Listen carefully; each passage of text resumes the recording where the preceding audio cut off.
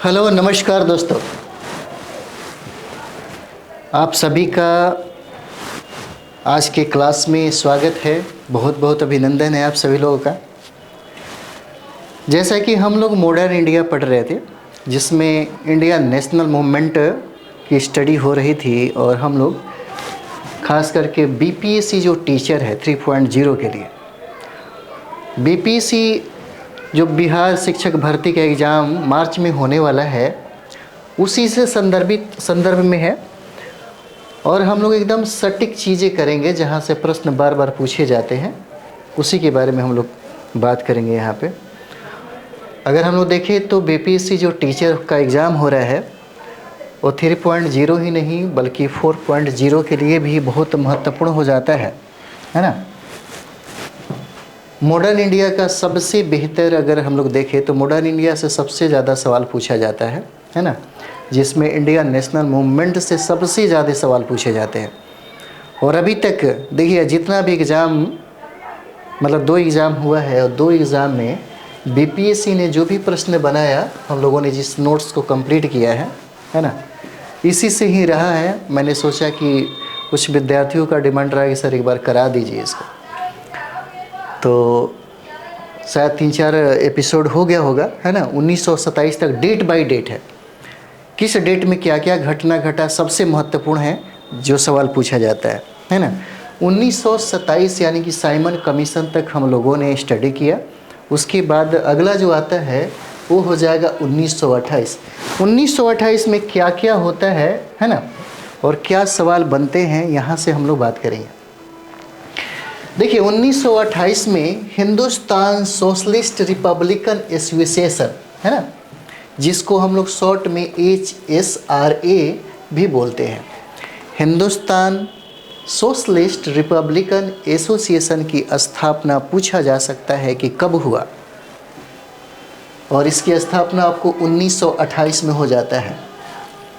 सवाल ये भी पूछा जा सकता है कि HSRA की स्थापना कहाँ हुआ, तो इसकी स्थापना आपको दिल्ली हो जाएगा, है ना। दिल्ली के फिरोज शाह कोटला जो स्टेडियम है, उसी में इसका स्थापना हुआ था। सवाल ये भी पूछा जा सकता है कि HSRA की स्थापना किसने किया है, यानी कि हिंदुस्तान सोशलिस्ट रिपब्लिकन एसोसिएशन की स्थापना की बात करें, है ना, तो चंद्रशेखर आज़ाद और साथ में भगत सिंह दोनों ने मिल करके HSRA की स्थापना किया, है ना। याद कर लीजिए, साथ में ही याद कर ले तो ठीक है। HSRA की स्थापना 1928 में होता है दिल्ली में, फिरोज शाह कोटला मैदान, ठीक है। और इसकी स्थापना चंद्रशेखर आज़ाद, है ना, और प्लस में भगत सिंह के द्वारा किया जाता है, ठीक है। आगे देखिए, कहा जाता है कि 1928 में जब साइमन कमीशन भारत आया, है ना, 1928 में जब साइमन कमीशन भारत आया, तो इसका बहिष्कार लाहौर में लाला लाजपत राय के द्वारा किया जा रहा था, है ना। लाहौर में लाला लाजपत राय के द्वारा साइमन कमीशन का विरोध किया जा रहा था, ठीक है। पूछा जा सकता है कहाँ पे, तो लाहौर में, है ना। और यहीं पे क्या होता है, लाला लाजपत राय जी ने किया, और जिन पर लाठी चार्ज का आदेश स्टॉक ने दिया, याद रखिएगा, है ना। लाठी चार्ज का जो आदेश स्टॉक ने दिया, और इसी दुर्घटना में लाला जी की मृत्यु हो गई, जिसका बदला भगत सिंह ने सॉन्डर्स को गोली मार करके, है ना, लिया था। पूछा जा सकता है कि सॉन्डर्स की हत्या किसने किया था, है ना। आदेश लाठी चार्ज का स्टॉक ने दिया, लेकिन किसके लाठी से, ऐसे लाला लाजपत राय के सर पे लाठी लग गई थी, और ये लाठी मारने वाला एक वहाँ का सिपाही था जिसका नाम था सॉन्डर्स। और इसी की, क्योंकि यहाँ पे देखते हैं भगत सिंह सबसे ज़्यादा प्रभावित थे लाला लाजपत राय से, और वो नहीं चाहते थे कि इसका बदला अगर नहीं ले आदमी तो चैन नहीं आएगा, इसलिए उन्होंने सॉन्डर्स की हत्या कर दी, ठीक है। देखिए, कहता है कि 1928 में मोतीलाल नेहरू के द्वारा बकिंगहैम के चैलेंज पर क्योंकि इसमें देखिएगा अंग्रेज़ों को ये बात पता थी कि भारत के लोगों में या भारत के जितने भी राष्ट्रीय नेता हैं या जो बहुत ही ज़्यादा पढ़े लिखे जो लोग हैं, उनमें वो काबिलियत नहीं है, उनमें वो योग्यता नहीं है कि अपना संविधान खुद लिख सके। इसीलिए उसने चैलेंज दिया जिसका नाम था बकिंगहैम ने, है ना, और चैलेंज दिया कि अगर तुम्हारे अंदर इतनी कैपेसिटी है तो खुद एक संविधान लिख कर बताओ, है ना। तो इस चैलेंज को स्वीकार 1928 में मोतीलाल नेहरू के द्वारा किया गया और उन्होंने एक रिपोर्ट तैयार की जिसको हम लोग नेहरू रिपोर्ट के नाम से जानते हैं, है ना, नेहरू रिपोर्ट के नाम से जानते हैं। हालांकि इसमें बहुत सारा पक्ष और विपक्ष और प्रतिपक्ष की भी भान आने लगी, जिसके वजह से मुस्लिम लीग के जो नेता थे, जो जिन्ना थे, बहुत सारे लोगों ने इसका विरोध करना शुरू कर दिया, है ना। और ये चैलेंज जो रहा इसको मतलब एक्सेप्ट नहीं कर पाया, इस तरीके से कह सकते हैं, ठीक है। तो 1928 में क्या होता है, 1928 में देखिए, जब 1928 में हम लोग करेंगे तो 1928 में क्या क्या घटना घटती है ना, क्योंकि सबको साथ लेकर पढ़े तो ज़्यादा फ़ायदा है, प्रश्न ज़्यादा समझिए कि सॉल्व करने की कैपेसिटी पैदा हो जाती है ना। तो देखिए 1928 में मोतीलाल नेहरू के द्वारा बकिंगहैम के चैलेंज पर उन्होंने नेहरू रिपोर्ट तैयार किया। सवाल आपसे कभी कभी पूछा जाता है कि नेहरू रिपोर्ट कब तैयार किया गया, है ना, तो 1928 में हो जाता है, ठीक है, 1928 हो जाता है। चलिए अगला एक और बनता है बारदोली सत्याग्रह, है ना, बारदोली सत्याग्रह। और देखिए ये बारदोली सत्याग्रह भी आपको 1928 में ही होता है ना। कहा जाता है कि बारदोली सत्याग्रह का उद्देश्य किसानों का टैक्स कम करवाना था। क्या करना था, यहाँ पे देखिएगा बारदोली सत्याग्रह का जो उद्देश्य हो जाता है, यहाँ पे उद्देश्य जो है क्या करना है, किसानों का जो टैक्स है जो बढ़ा दिया गया था उसको कम करवाना है ना, कम करवाना था। इस आंदोलन का नेतृत्व सरदार वल्लभ भाई पटेल ने किया था। बारदोली सत्याग्रह का संबंध जो है, कभी बार बार प्रश्न पूछा जाता है कि किससे हो जाता है, तो ये सरदार वल्लभ भाई पटेल के साथ हो जाता है ना। इस आंदोलन की सफलता के बाद गांधी जी एवं बारदोली की महिलाओं ने पटेल जी को सरदार की उपाधि दिया, है ना। जब ये बारदोली सत्याग्रह कर रहे थे 1928 में, है ना, तब इनका एक उद्देश्य था, जो बारदोली सत्याग्रह हो रही थी उसका एक उद्देश्य था किसानों का टैक्स कम करवाना, और इसका नेतृत्व कर रहे थे सरदार वल्लभ भाई पटेल। जब यह आंदोलन सफल हो गया तो महात्मा गांधी और वहाँ के महिलाओं के द्वारा एक उपाधि दिया गया जिसका नाम है सरदार, है ना। तब उनके नाम के साथ सरदार जुट गया। उसके बाद हम लोग उनको सरदार वल्लभ भाई पटेल कहते हैं। अंग्रेजों के द्वारा टैक्स कम किया गया, है ना, 30% से कम करके 6% पे ये लोग यहाँ पे बात को मान गए, स्वीकार कर लिए, है ना। ये भी सवाल पूछा जा सकता है कि जब उन्होंने टैक्स कम करवाया तो कितना हुआ, है ना, तो 30% से क्या हुआ, कम होकर के 6% हो गया, है ना। चलिए आगे हम लोग देखते हैं इसमें। आगे देखिए सरदार वल्लभ भाई पटेल। सरदार वल्लभ भाई पटेल से संबंधित कुछ तथ्य है जिसको हम लोग पढ़ लें, है ना। इनका जो जन्म है 31 अक्टूबर 1875 को हुआ था। सरदार वल्लभ भाई का जो पटेल हैं, सरदार वल्लभ भाई पटेल, इनका जो जन्म है 31 अक्टूबर 1875 को हुआ था, और यह नादियार एक जगह है वहाँ पे हुआ, और वो राज्य होता है आपका गुजरात, है ना। और देखिएगा इसी 31 अक्टूबर को हम लोग राष्ट्रीय एकता दिवस के रूप में ही मनाते हैं, है ना। इसी 31 अक्टूबर के दिन ही हम लोग राष्ट्रीय एकता दिवस मनाते हैं। सरदार वल्लभ भाई पटेल को अन्य नामों से भी हम लोग जानते हैं, जैसे लौह पुरुष भी कहा जाता है इनको, है ना। सरदार वल्लभ भाई पटेल को लौह पुरुष भी कहा जाता है, और भारत का बिस्मार्क भी कहा जाता है, बहुत ही वीवीआई है ना। सरदार वल्लभ भाई पटेल को लौह पुरुष कहते हैं। उसके बाद उन्हें भारत का बिस्मार्क भी कहा जाता है, और आधुनिक भारत के चाणक्य भी कहा जाता है। ये तीनों जो हम फैक्ट देख रहे हैं बहुत ही इम्पॉर्टेंट है ना। सरदार वल्लभ भाई पटेल से क्या क्या सवाल पूछा जा सकता है। राष्ट्रीय एकता दिवस, है ना, उनके जन्म के समय 31 अक्टूबर को मनाई जाती है राष्ट्रीय एकता दिवस। इनका उपनाम जो है लौह पुरुष भी है, भारत का बिस्मार्क भी कहा जाता है और आधुनिक भारत का चाणक्य भी कहा जाता है ना। इन्होंने कथन जो दिया, तो कथन में देखिए कर मत दो, ये नारा उन्होंने दिया था, कर मत दो।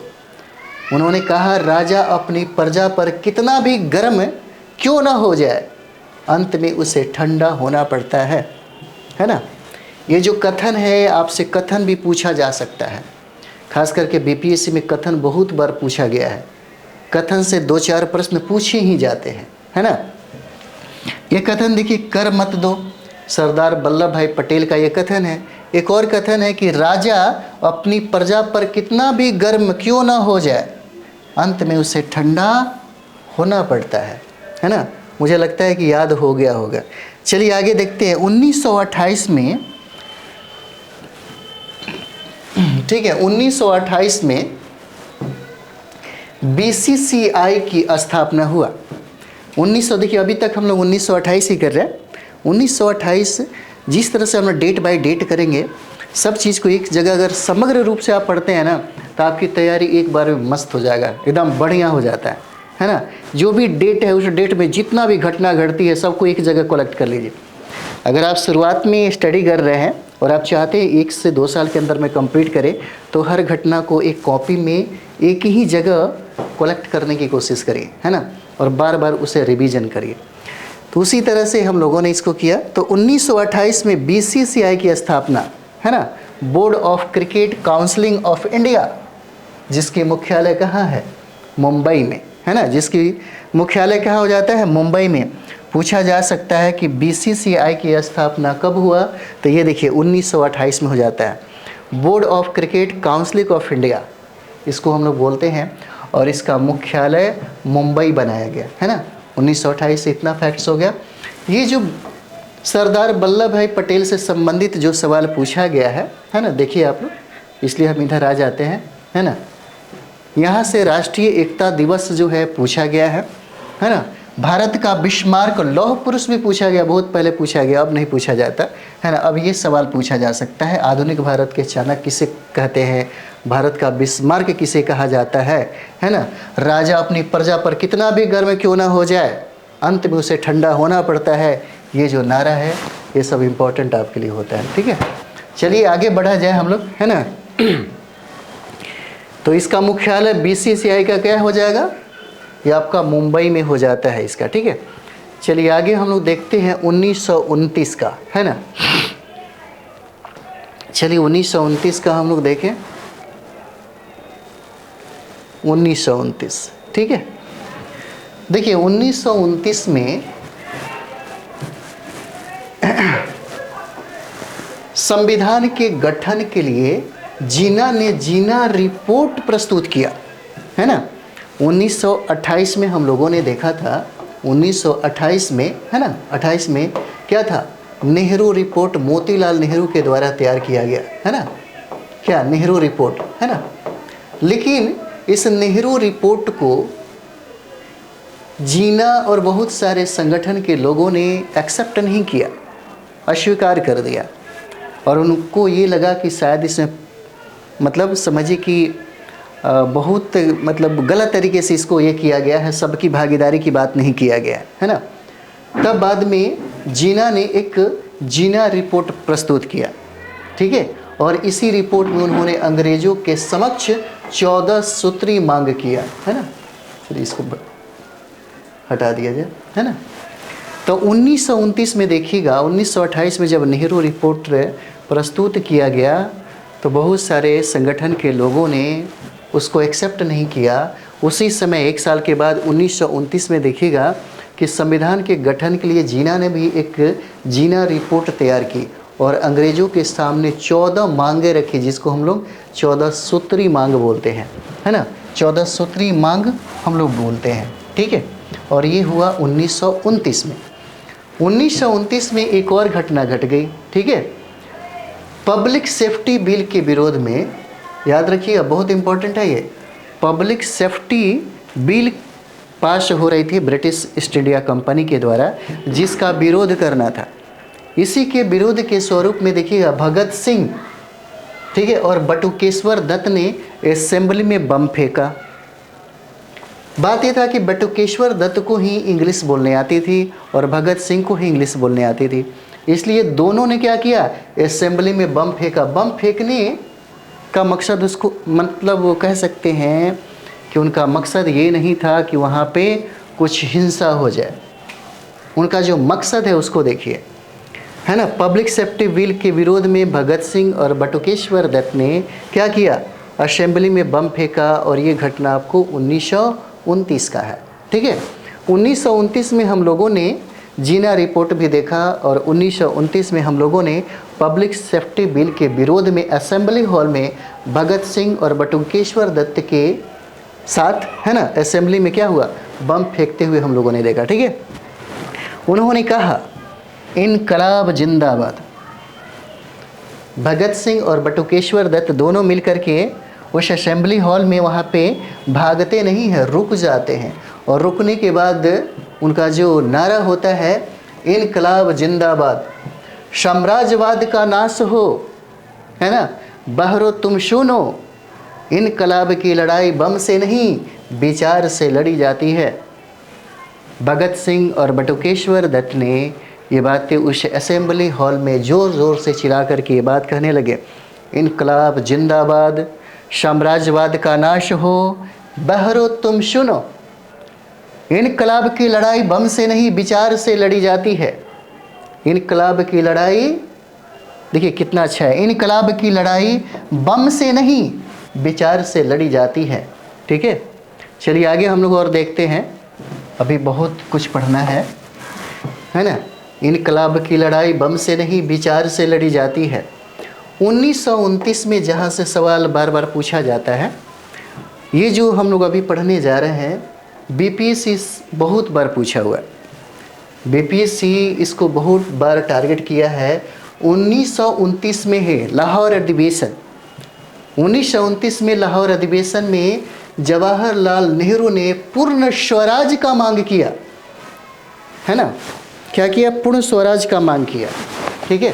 पूछा जा सकता है पूर्ण स्वराज का मांग कब हुआ, तो लाहौर अधिवेशन में हो जाता है ना। और लाहौर अधिवेशन कब हुआ, 1929 में हुआ। लाहौर अधिवेशन की अध्यक्षता कौन किया, तो ये पंडित जवाहरलाल नेहरू हो जाते हैं, है ना। कौन हो जाते हैं, नेहरू हो जाते हैं। और इसी लाहौर अधिवेशन में पूर्ण स्वराज की मांग रखी गई। और ये भी सवाल आपसे पूछा जा सकता है कि पूर्ण स्वराज का रचनाकार कौन है। पूर्ण स्वराज का रचनाकार कौन है, तो हसरत मोहानी हो जाते हैं। ये आपके लिए बहुत VVI हो जाते हैं, है ना। कौन हो जाएंगे, हसरत मोहानी। तब हम लोगों ने 1929 में ये भी देखा और 1929 में हम लोगों ने जीना रिपोर्ट भी देखा और 1929 में हम लोगों ने असेंबली हॉल में भगत सिंह और बटुकेश्वर दत्त दोनों मिलकर के बम फेंकते हैं, है ना, वो भी देखा, ठीक है। अब देखिएगा 1929 में ये जो पूछा गया है बहुत ही VVI है, इसे याद रखिएगा, है ना। अब देखिए कहा जाता है कि पूर्ण स्वराज का जो रचनाकार है ये हसरत मोहानी होते हैं। ये भी आपके लिए बहुत VVI है ना। मोहम्मद इकबाल की रचना देखिए, मोहम्मद इकबाल साहब जो थे उन्होंने इनकलाब जिंदाबाद का रचना किया, है ना। मजहब नहीं सिखाता आपस में बैर रखना, ठीक है। मोहम्मद इकबाल साहब की रचना है मजहब नहीं सिखाता आपस में बैर रखना। अगला है सारे जहां से अच्छा हिंदुस्तान हमारा, हम बुलबुलें हैं इसकी ये गुलशिता हमारा।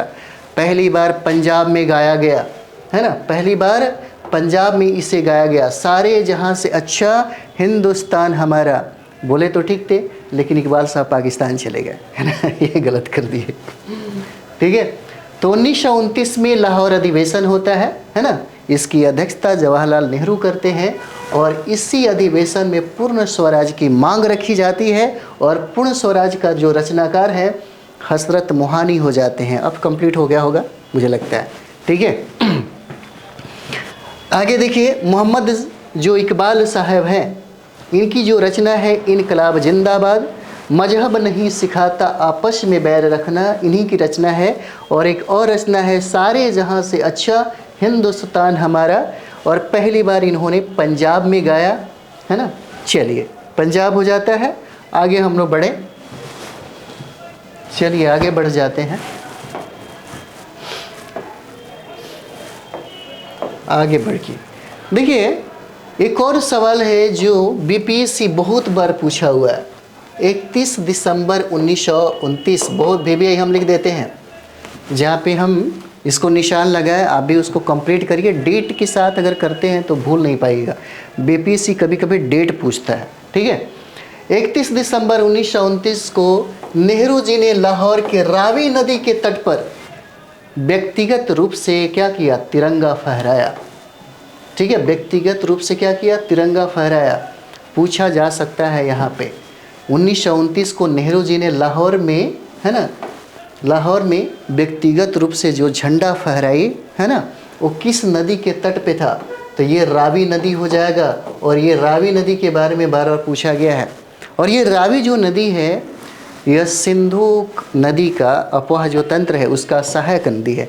जैसे सहायक नदियों में देखेंगे झेलम, चिनाब, रावी, ब्यास, सतलज, है ना, उसी के बारे में बोलता है रावी जो है ना।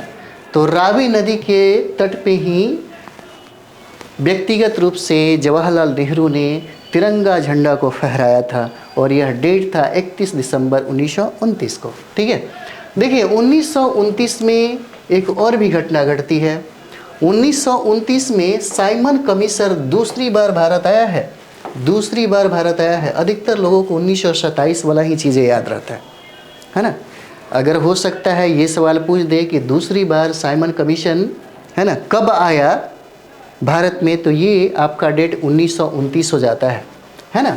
1929 में, चलिए कहाँ गया ये, 1929 में साइमन कमीशन दूसरी बार भारत आता है, ठीक है। दूसरी बार क्या करता है, भारत आता है। यहाँ पे हम लोग देखेंगे ऑस्कर पुरस्कार 1929 से ही मिलना प्रारंभ हो गया, ठीक है।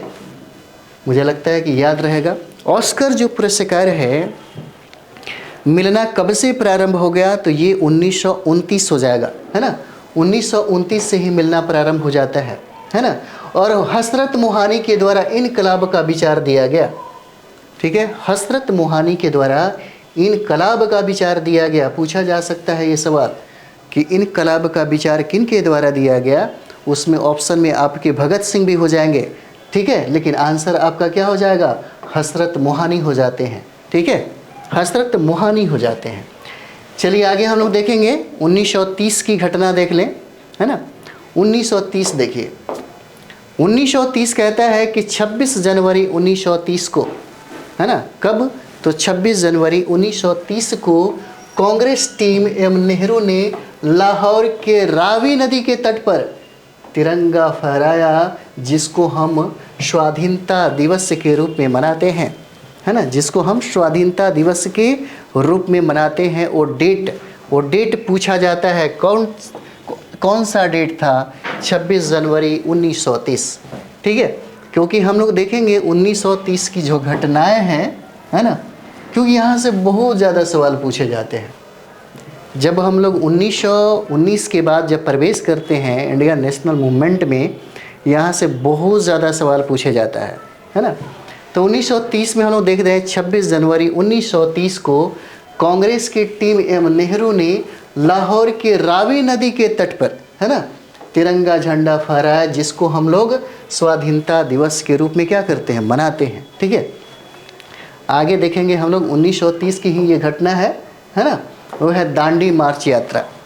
दांडी मार्च यात्रा, तो दांडी मार्च यात्रा आप देखेंगे यहाँ पे कि 12 मार्च 1930 को, डेट याद रखिएगा, बहुत इंपॉर्टेंट है। 12 मार्च 1930 को गांधी जी के द्वारा नमक टैक्स बढ़ाने के विरोध में साबरमती से दांडी के बीच, ठीक है, पूछा गया है बहुत बार, कहाँ से कहाँ, तो साबरमती से दांडी के बीच दांडी मार्च यात्रा क्या हुआ, प्रारंभ किया गया। पूछा जा सकता है कि दांडी मार्च यात्रा कब प्रारंभ किया गया, तो 12 मार्च 1930 को हुआ। कहाँ से कहाँ तक, तो साबरमती से दांडी के बीच में दांडी मार्च यात्रा को प्रारंभ किया गया। ठीक है, इस आंदोलन को हम लोग अन्य नाम से भी जानते हैं, जैसे नमक कानून के नाम से भी हम लोग जानते हैं, है ना, नमक सत्याग्रह के नाम से भी जानते हैं, और सविनय अवज्ञा आंदोलन के भी नाम से हम लोग जानते हैं। ठीक है, एक और नाम है जिसको मार्च आंदोलन भी कहा जाता है। ठीक है, इस दांडी मार्च यात्रा को हम लोग अन्य नामों से भी जानते हैं, जैसे हम लोगों ने देखा है ना, नमक कानून के नाम से जानते हैं, नमक सत्याग्रह के नाम से जानते हैं, सविनय अवज्ञा आंदोलन के नाम से जानते हैं, और एक और नाम है जिसको हम लोग मार्च आंदोलन के नाम से जानते हैं। ठीक है, पूछा जा सकता है कि दांडी मार्च यात्रा कब प्रारंभ हुआ, कहाँ से कहाँ यह यात्रा थी, तो साबरमती से दांडी के बीच में था। कब शुरुआत हुआ, 12 मार्च 1930 को, है ना। इसके नेतृत्व कौन कर रहे थे, तो महात्मा गांधी के द्वारा हो रहा था, है ना। और देखिए दांडी कभी कभी ये पूछ सकता है कि दांडी कहाँ पे है ना। तो ये देखिए दांडी जो है ये नौशारी जिला में पड़ता है ना, नौशारी जिला में पड़ता है, मतलब गुजरात में नौशारी जिला है ना। चलिए आगे बढ़ते हैं, इम्पॉर्टेंट फैक्ट पे हम लोग थोड़ा सा फोकस करेंगे, है ना। यात्रा की अगर बात करें हम लोग यहाँ पे, तो यात्रा क्या था, 241 मील का यह यात्रा था। ठीक है, देखिए इस आंदोलन का जो उद्देश्य है, नमक पर टैक्स को समाप्त करना था। इस आंदोलन में गांधी जी ने कहा, रोटी के बदले हमें पत्थर मिला, शक्ति के विरोध में अधिकार की लड़ाई है ये। महात्मा गांधी ने जब ये दांडी मार्च प्रारंभ किया था, है ना, तो उसी के संदर्भ में, क्योंकि नमक पर टैक्स को समाप्त करना ही इनका उद्देश्य था, है ना, तब इस आंदोलन में गांधी जी ने कहा, रोटी के बदले हमें क्या मिला, पत्थर मिला, रोटी के बदले हमें पत्थर मिला। पूछा जा सकता है कि किस सत्याग्रह से संबंधित हो जाता है ये। ठीक है, तो आप दांडी मार्च बताइएगा। और फिर कहता है कि शक्ति के विरोध में अधिकार की लड़ाई है, शक्ति के विरोध में अधिकार की लड़ाई, है ना।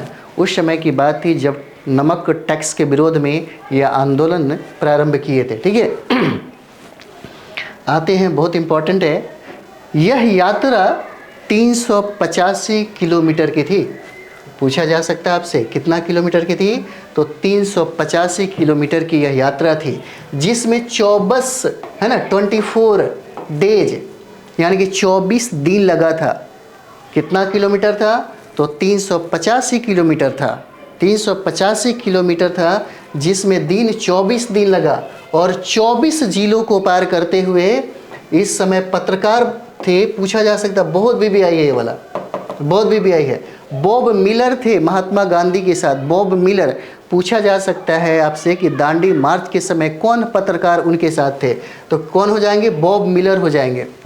यानी कि महात्मा गांधी ने 385 किलोमीटर पदयात्रा किया, जिसमें 24 दिन लगे, और 24 जिला को पार करते हुए, है ना, वो पहुंचते हैं दांडी।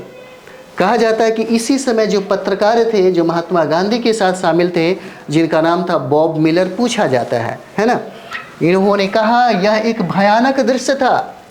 इस आंदोलन में 78 लोगों ने भाग लिया। ये भी सवाल आपसे पूछा जा सकता है कि दांडी मार्च में कितने लोग शरीक हुए, है ना, तो 78 लोग होते हैं जो उस समय दांडी मार्च में भाग लिया था, है ना। और सबसे अधिक जो लोग थे, 31 लोग जो थे, है ना, सबसे अधिक जो लोग शामिल थे वो गुजरात के होते हैं, 31 लोग उसमें शामिल थे। देखिए बहुत बढ़िया फैक्ट है, बहुत अच्छा फैक्ट है। अगर देखेंगे तो आपका मॉडर्न एकदम बढ़िया हो जाएगा, सिर्फ रिवीजन करने की ज़रूरत रहेगी। ठीक है, हम लोग 1931 ही कर रहे हैं, और 1931 में अगर हम लोग देखेंगे तो उस समय वायसराय लॉर्ड इरविन थे, है ना। उस समय जो वायसराय थे ये लॉर्ड इरविन हो जाते हैं। ठीक है, और इस आंदोलन में उत्तर पश्चिम भारत से खान अब्दुल गफ्फार खान ने भाग लिया था। पूछा जा सकता है आपसे कि इस आंदोलन में उत्तर पश्चिम भारत से, ठीक है, उत्तर पश्चिम भारत से कौन भाग लिया था, तो जैसे मैं आपको समझ में आ रहा होगा मेरे ख्याल से, है ना। ये देखिए, ये आपका भारत हो जाएगा, है ना। तो देखिए ये आपका हो जाएगा उत्तर, ये हो जाता है आपका पश्चिम, है ना। तो उत्तर पश्चिम यही हो जाएगा, ठीक है, यही हो जाता है ना उत्तर पश्चिम, क्या ठीक है। उत्तर पश्चिम से कौन हो जाते हैं, यहीं पे होते हैं खान अब्दुल गफ्फार खान। खान अब्दुल गफ्फार खान उत्तर पश्चिम से इस आंदोलन में भाग लेते हैं। ठीक है, अब समझ में आ गया होगा। चलिए आगे हम लोग बढ़ते हैं। सॉरी। तो हम लोग देख ले खान अब्दुल गफ्फार के भी बारे में। ठीक है, यहाँ से भी सवाल बहुत बार पूछा गया है आपसे। बीपीएससी का ये टारगेटेड सब चीज़ होता है। देखिए 1929 में इनकी पार्टी की स्थापना हुई। 1929 में ही किनका, खान अब्दुल गफ्फार खान की एक पार्टी की स्थापना हुई जिसका नाम था खुदाई खिदमतगार। और ये बहुत ही वीवीआई है, बहुत ही वीवीआई है ना, खुदाई खिदमतगार। और इसी को हम लोग लाल कुर्ती के भी नाम से जानते हैं, है ना, लाल कुर्ती के भी नाम से क्या करते हैं, जानते हैं। खान अब्दुल गफ्फार खान 1929 में इन्होंने एक पार्टी की स्थापना की।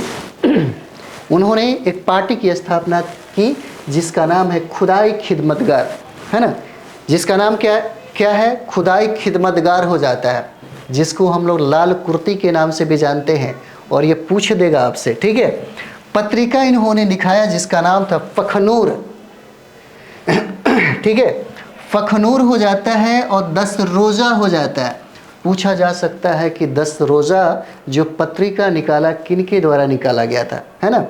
ये पूछा जा सकता है कि पखनूर जो है, पखनूर पत्रिका का संपादक कौन थे, तो खान अब्दुल गफ्फार खान हो जाते हैं। ठीक है, और सबसे इम्पॉर्टेंट है कि 1987 में मरने के बाद, याद रखिए बहुत इम्पॉर्टेंट है, 1987 में इनके मरने के बाद भारत रत्न से सम्मानित किया गया जो एकमात्र पाकिस्तानी है। 1987 में इनके मरने के बाद इनको भारत रत्न से सम्मानित किया गया जो एकमात्र ये पाकिस्तानी है। ठीक है, अगला हम लोग देखेंगे गढ़वाल रेजिमेंट के बिरचंद्र बुंदेला ने, है ना, गढ़वाल रेजिमेंट के बिरचंद बुंदेला ने खान अब्दुल गफ्फार खान पर गोली नहीं चलाया, है ना, क्या किया, गोली नहीं चलाया। ठीक है, आगे हम लोग देखेंगे यहाँ पे चक्रवर्ती राजगोपालाचारी के बारे में। चक्रवर्ती राजगोपालाचारी के बारे में हम लोग देख ले, बहुत इंपॉर्टेंट है हम लोगों के लिए, है ना। बीपीएससी के शिक्षक एग्ज़ाम देने वाले जो लोग हैं, बस 8 से 10 घंटा पढ़िए। ठीक है, अच्छा से पढ़िए, जितना रिवीजन करना है रिवीजन से ही काम चलेगा। सेट लगाया करिए, सेट तो ठीक ही है लेकिन रिवीजन बहुत ज़रूरी है। और किस किताबों का रिवीजन होना चाहिए, तो अभी क्लास भी चल रहा है, वो आपका एनसीईआरटी और एससीईआरटी सर्व शिक्षा वाला बहुत इंपॉर्टेंट है। सर्व शिक्षा अभियान की जो किताबें आपका है 6ठा 7वां 8वां 9वां 10वां जो हम निचोड़ करा रहे हैं, वहाँ से डायरेक्ट सवाल पूछे जाते हैं। और मॉडर्न इंडिया में यहाँ से तो बिल्कुल अलग नहीं पूछा जाएगा। जितना हम आपको दे रहे हैं काफ़ी है, बहुत ज़्यादा है ना। इतना से ऐसा नहीं है, अगर एक बार आप किताब पढ़ लेते हैं और इसको कंप्लीट कर लेते हैं तो बहुत है ना। ज़्यादा किताब पढ़ने से ज़्यादा फ़ायदा नहीं होता, एक किताब को बार बार पढ़ने से फ़ायदा होता है ना। एक ही किताब पे अगर कमांड हो जाए, है ना, तब जाके आपका एग्ज़ाम जो है बड़ी आसानी से निकल जाता है। चलिए हम लोग देखते हैं। तो आप लोग, उम्मीद है कि आप लोग एकदम ज़ोर शोर से लगे होंगे।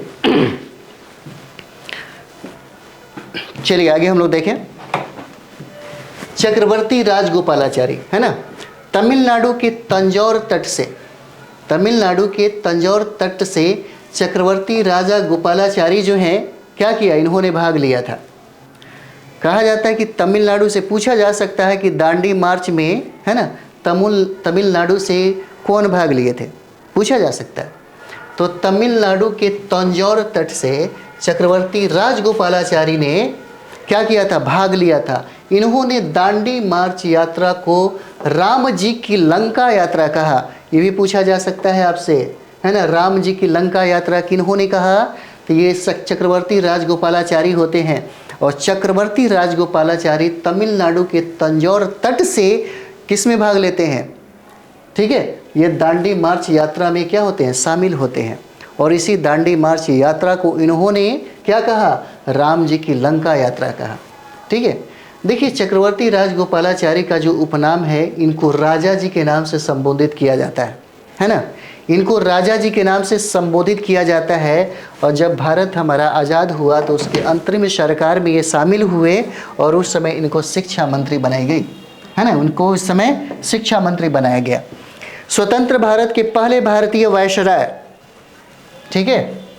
चलिए आगे बढ़ा जाए इसमें।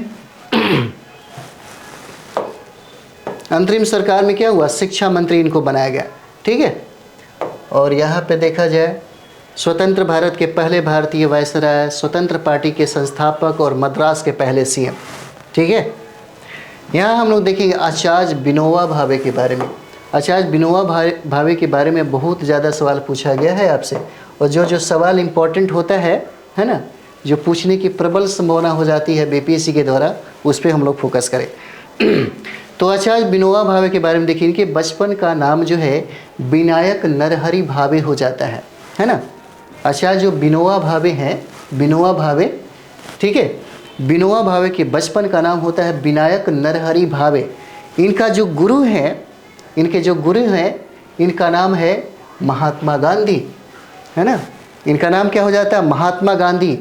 और आश्रम जो इन्होंने स्थापित किया उसका नाम है सर्वोदय आश्रम। पूछा जा सकता है कि विनोबा भावे के द्वारा कौन सा आश्रम की स्थापना हुई थी, जो आंध्र प्रदेश में है ना। इसकी स्थापना उन्होंने किया था सर्वोदय आश्रम की, और इनका नारा था जय जगत। नारा क्या था, जय जगत। पूछा जा सकता है जय जगत का नारा किसने दिया था, जय जगत का नारा किसने दिया था, तो आचार्य ये जो विनोबा भावे हैं उन्हीं के द्वारा, जिनका बचपन का नाम है विनायक नरहरि भावे, ठीक है। आचार्य विनोबा भावे, ठीक है। चलिए जो इम्पोर्टेंट है, इम्पोर्टेंट ये हो जाता है कि रेमन मैगसेसे पुरस्कार प्राप्त करने वाले, रेमन मैगसेसे, है ना, रेमन मैगसेसे पुरस्कार प्राप्त करने वाले विश्व के पहले व्यक्ति हैं विनोबा भावे, जिनको 1958 में क्या मिला, रेमन मैगसेसे अवार्ड मिला, ठीक है। रेमन मैगसेसे पुरस्कार प्राप्त करने वाले विश्व के पहले व्यक्ति हैं, है ना, आचार्य विनोबा भावे, ठीक है। चलिए आगे हम लोग देखेंगे इनको। आगे देखिए, आगे हो जाता है कि रेमन मैगसेसे पुरस्कार, अगर हम लोग रेमन मैगसेसे देखिए किए तो देखिए रेमन मैगसेसे जो पुरस्कार है ना, फिलीपींस सरकार के द्वारा दिया जाता है। फिलीपींस सरकार के द्वारा दिया जाता है, जिसे हम एशिया का नोबेल कहते हैं, है ना। और यही रेमन मैगसेसे पुरस्कार, पत्रकार एक बहुत अच्छे पत्रकार हैं रविश कुमार, उनको भी दिया गया है ना। रेमन मैगसेसे पुरस्कार फिलीपींस सरकार के द्वारा दिया जाता है, जिसे हम लोग एशिया का नोबेल कहते हैं। ये बहुत इंपॉर्टेंट है ना। विनोबा भावे के द्वारा आंध्र प्रदेश के पोचमपल्ली से, ये बहुत इंपॉर्टेंट है, पूछा जा सकता है कि भूदान आंदोलन का संबंध किससे है ना। और यही है जो VVI आपके लिए है, BPC के लिए। विनोबा भावे के द्वारा कहाँ पे, तो आंध्र प्रदेश के पोचमपल्ली से 1951 में भूदान आंदोलन प्रारंभ किया गया। ये बहुत इंपॉर्टेंट है और यही पूछा जाता है, अक्सर पूछा जाता है आपसे, है ना, VVI बहुत ज़्यादा। विनोबा भावे के द्वारा आंध्र प्रदेश के पोचमपल्ली से 1951 में भूदान आंदोलन प्रारंभ किया गया। आगे हम लोग देखेंगे सुभाष चंद्र बोस दांडी मार्च यात्रा की तुलना नेपोलियन की पेरिस मार्च एवं मुसलिनो के रोमन मार्च यात्रा से किया, है ना। सुभाष चंद्र बोस ने पूछा हुआ सवाल है कि दांडी मार्च यात्रा की तुलना उन्होंने नेपोलियन की पेरिस मार्च से किया, और मुसलिनो के रोमन मार्च यात्रा से उन्होंने इसकी तुलना किया था। और तुलना किसने किया, ये पूछा जा सकता है सुभाष चंद्र बोस के द्वारा, है ना। चलिए आगे हम लोग देखेंगे इसको। तो गांधी जी ने दांडी मार्च यात्रा के दौरान, है ना, गांधी जी ने दांडी मार्च यात्रा के दौरान, गांधी जी ने क्या, दांडी मार्च यात्रा के दौरान क्या किया, रघुपति राघव राजा राम गाया, ठीक है। रघुपति राघव राजा राम गाया, जिसके रचनाकार कौन है, विष्णु दिगंबर हो जाते हैं। ये फैक्ट आपके लिए बहुत इंपॉर्टेंट है। गांधी जी ने दांडी मार्च यात्रा के समय रघुपति राघव राजा राम गाया, जिसके रचनाकार विष्णु दिगंबर है, पूछा जा सकता है ना। दांडी मार्च यात्रा को पूर्वोत्तर भारत में जिया तिरंग आंदोलन कहा गया। ठीक है, कहाँ पे पूछा जा सकता है कि दांडी यात्रा को पूर्वोत्तर भारत में किस नाम से जाना जाता है। तो दांडी मार्च यात्रा को पूर्वोत्तर भारत में जिया तिरंग आंदोलन के नाम से जाना गया और इस आंदोलन का नेतृत्व नागा जनजातियों के द्वारा किया गया, जिसका नाम था यदुनाग, है ना। क्योंकि ये आपके लिए बहुत इंपॉर्टेंट है, बहुत VVI है, इसलिए एक बार और चर्चा हो जानी चाहिए, है ना। दांडी मार्च यात्रा को पूर्वोत्तर भारत में जिया तिरंग आंदोलन के नाम से संबोधित किया गया और इस आंदोलन का नेतृत्व नागा जनजातियों के यदुनाग ने किया था, यदुनाग ने किया था। ठीक है, याद रहेगा मुझे लगता है। गांधी जी की गिरफ्तारी के बाद, ठीक है, गांधी जी की गिरफ्तारी के बाद दांडी मार्च यात्रा का नेतृत्व किसने किया, ये पूछा जाएगा आपसे, है ना। यानी कि गांधी जी की गिरफ्तारी के बाद जो दांडी मार्च यात्रा था उसका नेतृत्व अब्बास तैयब जी के पास आ गया, है ना। अब्बास तैयब जी इसका नेतृत्व करने लगे और इस आंदोलन का प्रमुख केंद्र धराशाना हो गया, है ना, धराशान हो गया, है ना। प्रमुख केंद्र क्या हो जाता है, धराशान हो जाता है। गांधी जी की गिरफ्तारी के बाद इसका नेतृत्व अब्बास तैयब जी के पास चला गया, है ना, जिसका प्रमुख केंद्र क्या हो जाता है, धराशान हो जाता है ना। धराशाना भी बोल सकते हैं, ये क्षेत्र है, वहाँ पे इसका नेतृत्व करने का जो केंद्र है वो केंद्र हो जाता है। अभी तो बहुत कुछ बाकी है ना।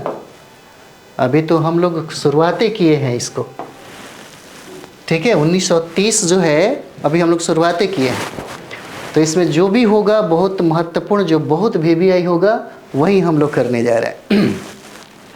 1930 में पहला गोलमेज सम्मेलन होता है, अक्सर सवाल पूछा जाता है ना। 1930 में पहला गोलमेज सम्मेलन होता है और यह सम्मेलन आपको लंदन में होता है ना। उस समय कहा जाता है कि जो राजा, जो सम्राट थे, है ना, वो सम्राट जॉर्ज पंचम हो जाते हैं, है ना। जॉर्ज पंचम हो जाते हैं, याद रहना चाहिए, पूछा जा सकता है आपसे, है ना, जॉर्ज पंचम हो जाते हैं। लेकिन भारत में उस समय वायसराय कौन थे, तो लॉर्ड इरविन हो जाते हैं, है ना। उस समय ब्रिटेन के प्रधानमंत्री कौन होते हैं, तो मैकडोनाल्ड हो जाते हैं, है ना। उस समय ब्रिटेन के प्रधानमंत्री कौन है, मैकडोनाल्ड हो जाते हैं। और उसमें शामिल होने वाले जो दलित नेता हैं उनका नाम डॉक्टर BR अम्बेडकर हो जाता है ना। और जो हिंदू नेता उसमें शामिल होते हैं उनका नाम तेज बहादुर सप्रू हो जाता है। ठीक है, याद रखिएगा, इसमें कांग्रेस भाग नहीं लेती। ठीक है, कांग्रेस भाग कहाँ लेती है, तो द्वितीय गोलमेज सम्मेलन में लेती है, जिसका नेतृत्व करने के लिए किसको भेजा गया था, महात्मा गांधी को भेजा गया था। ठीक है, तो अभी हम लोग पहला गोलमेज सम्मेलन देख रहे हैं जो 1930 में होता है ना। उस समय वहाँ का जो सम्राट थे, जो राजा थे, जिनको हम लोग जॉर्ज पंचम बोलते हैं, और भारत में उस समय 1930 में जो वायसराय है लॉर्ड इरविन हो जाता है और ब्रिटेन के उस समय प्रधानमंत्री मैकडोनाल्ड हो जाते हैं। और भारत के नेतृत्व जो दलितों का मसीहा बन के दलितों के नेतृत्व करने के लिए जो गए थे उनका नाम था डॉक्टर BR अम्बेडकर, और हिंदुओं का जो नेतृत्व कर रहे थे वो तेज बहादुर सप्रू थे, है ना। कांग्रेस इस सम्मेलन में क्या हुआ, भाग नहीं लिया, है ना। चलिए आगे हम लोग देखेंगे, भाग नहीं लिया। तो आगे हम लोग इसको देखें, मोहम्मद इकबाल साहब के द्वारा इलाहाबाद में द्विराष्ट्र का विचार दिया गया। मोहम्मद इकबाल साहब के द्वारा, ठीक है, द्विराष्ट्र का मतलब क्या, भारत और पाकिस्तान। क्या मोहम्मद इकबाल के द्वारा इलाहाबाद में द्विराष्ट्र का, है ना, कहाँ पे दिया गया विचार ये, तो ये देखिए, ये विचार आपको इलाहाबाद में दिया गया। द्विराष्ट्र का विचार, दो राष्ट्र का विचार उन्होंने दिया। किसने, तो मोहम्मद इकबाल साहब ने, है ना। साइमन कमीशन ने रिपोर्ट दिया कब, तो 1930 में दिया, है ना। 1930 में इन्होंने, साइमन कमीशन ने क्या किया, एक रिपोर्ट दिया, है ना। 1930 में साइमन कमीशन ने अपना रिपोर्ट सौंप दिया। अगला देखिए, सूर्य सेन के द्वारा चटगांव में, जो आपसे पूछा जाता है ना, सूर्य सेन के द्वारा चटगांव में ब्रिटिश सरकार का हथियार लूट लिया गया और सूर्य सेन को मास्टर दा के नाम से भी जाना जाता है। ये सवाल बहुत बार पूछा गया है आपसे, है ना। सूर्य सेन देखिए चटगांव का जो विद्रोह होता है, चटगांव का जो घटना है, तो चटगांव का संबंध किससे है? तो कभी कभी पूछता है मास्टरदा हो जाएंगे। और मास्टरदा किनको कहा जाता है? सूर्यसेन को कहा जाता है। याद रखिएगा, सूर्यसेन के द्वारा चटगांव में ब्रिटिश सरकार का हथियार ये लूट लेते हैं। ठीक है, क्या करते हैं? हथियार लूट लेते हैं और सूर्यसेन को मास्टरदा के नाम से भी जाना जाता है। ठीक है, चलिए आगे हम लोग देखेंगे, है ना। ये हमारा हो जाता है 6 अप्रैल 1930 को, 6 अप्रैल 1930 को, है ना। देखिए बहुत इंपॉर्टेंट था। यात्रा हमने प्रारंभ किया था 12 मार्च 1930 से, है ना, और ये हम पहुंच गए 6 अप्रैल 1930 को। तो 6 अप्रैल 1930 को दांडी मार्च यात्रा क्या होती है? समाप्त हो जाती है, समाप्त हो जाती है ना। बहुत सारे इस तरीके से इम्पॉर्टेंट फैक्ट आपको मिलेंगे। और इसी तरीके से हम लंबा वीडियो ना करें, लंबा वीडियो जब आपका कमेंट्स, जब आपका डिमांड होगा उस समय देखा जाएगा, है ना। तो बहुत सारे इम्पॉर्टेंट जो फैक्ट्स है, इसी तरीके से हम आपको आपके तैयारी में सहयोग हो जाएगा। बहुत ज़्यादा समझिए कि आपका जो प्रॉब्लम है हॉल हो जाता है ना। तो हम लोग अगले वीडियो में मिलते हैं। आप लोग अच्छे से पढ़ाई करिए और एकदम बढ़िया से मेहनत करिए। 10 से 12 घंटा भी अगर हम लोग तैयारी कर लें तो काफ़ी है। बीपीएससी का टीचर और सिविल सर्विस के लिए बहुत बड़ी बात नहीं होता है। सिर्फ एक ही चीज़ होना चाहिए कि डेली पढ़िए। डेली 10 से 12 घंटा पढ़ते हैं, काफ़ी है। एकदम कंप्लीट कर लीजिएगा, बहुत ज़रूरी है कंप्लीट करना। समय टाइम जो है बर्बाद नहीं करिए। जितना टाइम आपको मिलता है सारा का सारा टाइम आप झोंक दीजिए, पूरी एनर्जी लगा दीजिए, है ना। बहुत कुछ बदला जा सकता है अगर आदमी चाहे तो। ठीक है, तो चलिए हम लोग नेक्स्ट वीडियो मिलते हैं। थैंक यू वेरी मच आप सभी लोगों को।